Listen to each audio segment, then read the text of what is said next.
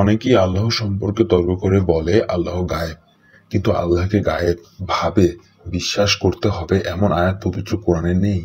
তবে আল্লাহর কিছু গায়েব বিষয় আছে, সেগুলো হচ্ছে মৃত্যুর আযাব, মৃত্যুর পরের আযাব, হাসর ও জাহান্নামের আযাব ও জান্নাতের সুখ ইত্যাদি। এই গায়েব বিষয়গুলোকে বিশ্বাস করতে বলা হয়েছে। বাকারার 3 নম্বর আয়াত। আল্লাহর গায়েব বিষয়গুলোকে ভয় করতে বলা হয়েছে ইয়াসিনের 11 নম্বর আয়াত। তবে এই সকল আয়াত দিয়ে আল্লাহকে গায়েব প্রমাণ করা যাবে না, কারণ গায়েব শব্দের অর্থ অনুপস্থিত। ইউসুফ 52 নম্বর আয়াত। অভিধানের পৃষ্ঠা 1852, অভিধান দিশারি পৃষ্ঠা নম্বর 178। যেহেতু গায়েব শব্দের অর্থ অনুপস্থিত আর আল্লাহ সকল বস্তুতে মুহিতনভাবে সর্বত্র বিরাজমান, নিসার 126 নম্বর আয়াত।